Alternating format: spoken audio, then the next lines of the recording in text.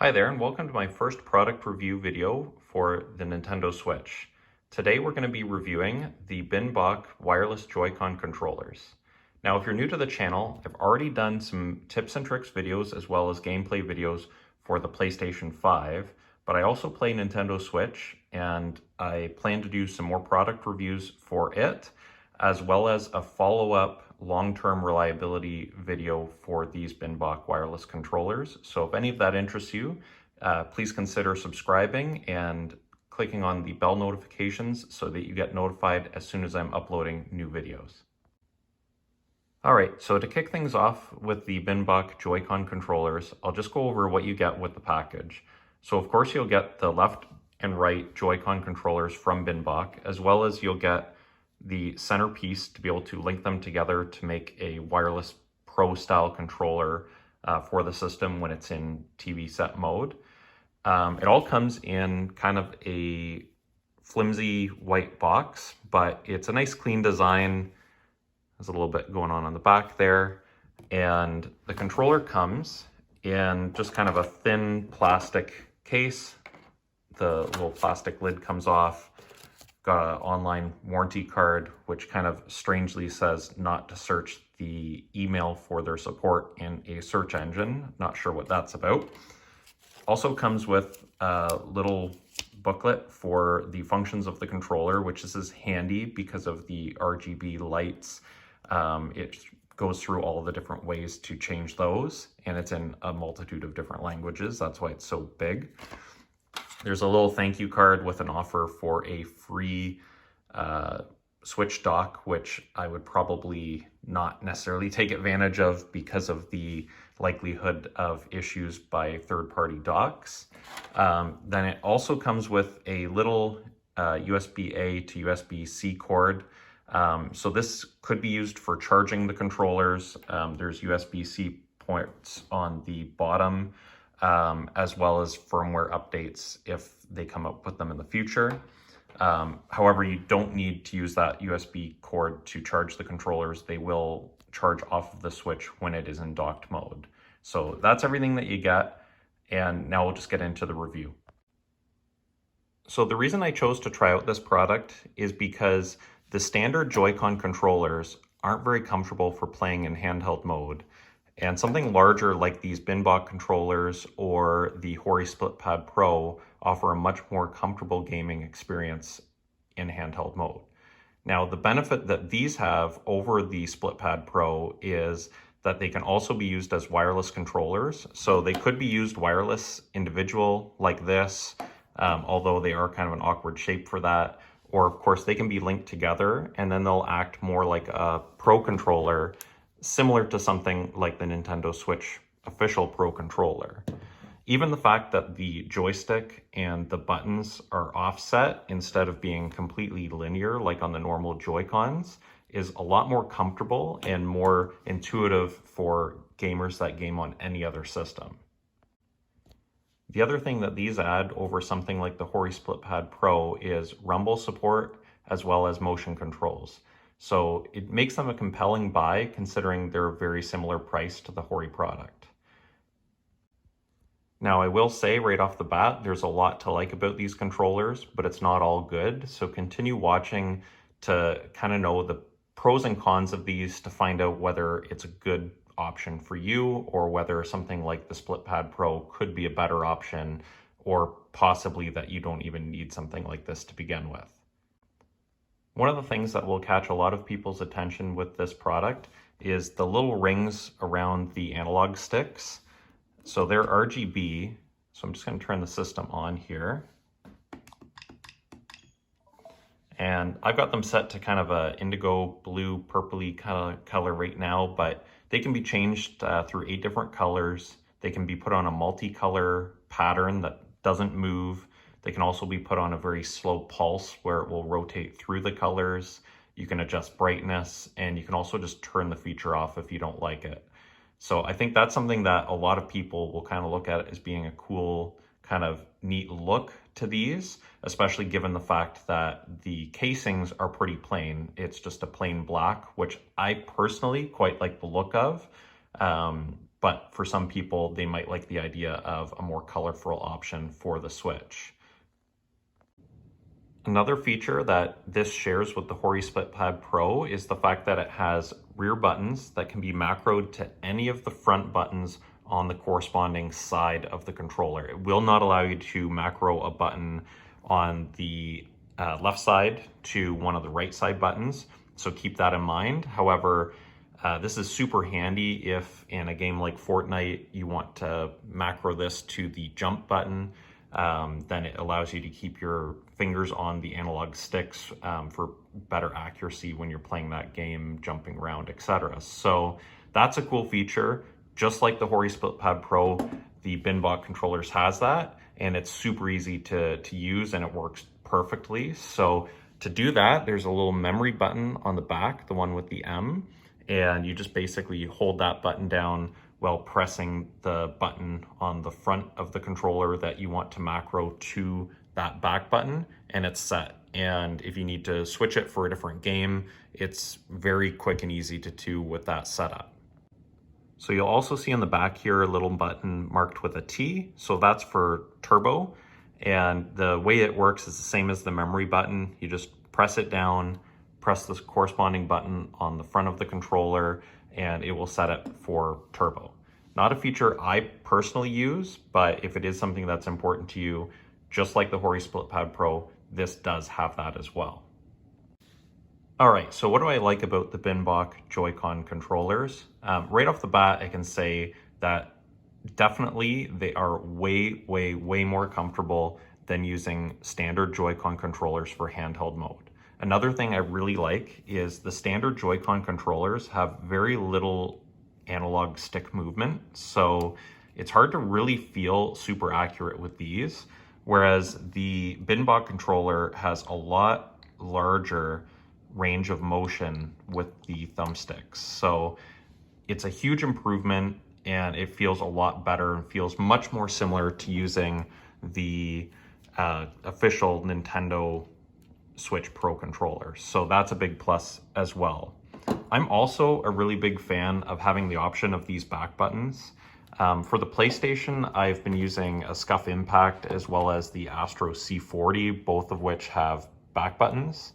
And these controllers are way more expensive than the BinBok controllers, and these back buttons work perfectly. Am I saying it's like having one of these? Absolutely not. This is still a much less expensive controller and it does not feel as good as those controllers. But the fact that I can use having back buttons in handheld mode and kind of still feel natural is a really nice plus for me. Another thing I really like about the BinBok controllers is that when used with this really simple linking piece, similar to what the Nintendo Switch comes with, but of course this already has comfortable handles, so it doesn't have any extra handles attached to it. This actually feels pretty good. Is it as good as the Nintendo Switch Pro controller? No. And does the battery last as long? Absolutely not. But as a secondary Pro style controller to use for games like Mario Kart and multiplayer, it's a definite plus. So that's a huge advantage over something like the Hori Split Pad Pro, but keep in mind if you already have a bunch of controllers and you don't really need the wireless capabilities, that possibly, you don't need something like this. So overall, the build quality is pretty good. They're definitely built to a price, keeping in mind that they're considerably cheaper than buying a pair of Nintendo Joy-Con controllers. And they also come with the centerpiece, which the Joy-Con controllers don't come with. But it's definitely cheaper plastics. Overall, the thumbsticks feel good. Haven't had any drift issues with these. Time will tell, and I will do a follow-up video to talk about the reliability. But considering the price point, I think they're a decent build quality, definitely harder plastics, but overall kind of what I was expecting. So not a huge plus, not a huge negative. So far, so good. So as I mentioned before, it's not all good news with these controllers. One of the biggest disappointments for me is in the rumble. Now, I had seen other reviews talking about how the rumble was pretty weak, and that's definitely the case, but that's not my disappointment with the rumble. My disappointment is on the right side, the rumble seems to work perfectly fine. However, on the left side, it is functioning. However, it almost feels as though the rumble motor isn't properly mounted inside. I get an audible noise from it that makes me think that the rumble motor is rattling around. And on the right side, it seems to work fine. I don't really care that it's a faint rumble, but I do find the sound produced on the left side to be very annoying. So it's probably a feature I will turn off.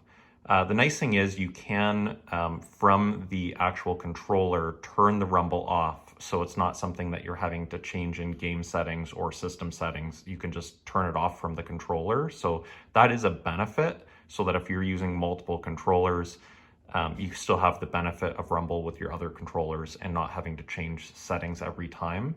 I'm just going to demonstrate how that sound is, just so that you can get an idea to know if it's something that would bug you. And I can't say that every version of these controllers is going to do that, but for me, it's definitely happening. So to demonstrate, I'm just going to go to Find Controller, and I'll start by going to the right side so you can see the difference. So you can see it's vibrating the controller. Not sure if the camera will pick up the sound of it, but you're hearing it a little bit on the table here, but overall pretty quiet. Now, when I go over to the left stick and then hit Find My Controller to vibrate it, you can hear the difference. Sounds like it's spinning up really loud, way less rumble through the actual controller, and really quite annoying sounding. So that is a feature I'll be turning off, at least on this side, but that is kind of a disappointment. The other thing I think people should be aware about, which for me is kind of an annoying feature, is that these LED lights, when the switch is docked, don't turn off. And I don't mean when the system's on. If the system's off, these lights still stay on the entire time. And I don't know if that's great for the LED lights. I know they last a very long time, but to me, it's just constantly drawing power from the battery and then recharging it. And I just don't like the look of the lights staying on. So I'm just gonna demonstrate. All right, so I've got the switch docked and the system's currently on. So you can see the lights on, and of course, both thumbstick lights are on. But even when I turn the system off, so now the system's turned off, it doesn't matter how long I wait, these lights will stay on. At first I thought that the controller was continuously searching for a Bluetooth connection since it was on, but when I turned these lights off, I could see the little blue indicator for searching for Bluetooth. And when the lights were off on these, I did notice that the Bluetooth search mode seemed to eventually stop, although it did take quite a while. There's been a couple times where I've docked it and these lights did automatically turn off. However, when I came back to the system later on, magically they were back on, and now they always seem to be on. So if it's something where you like the idea of the LED lights and this is going to bug you, just know that you're probably going to have to turn that feature off or remove the Joy-Cons from the actual console when it's docked.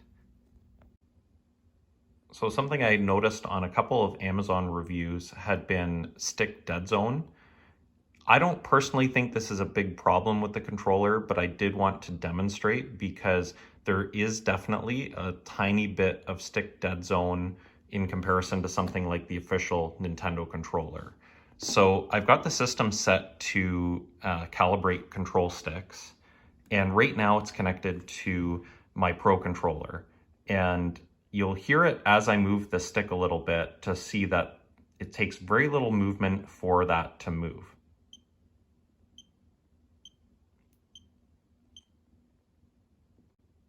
So now for comparison with the BinBok controller,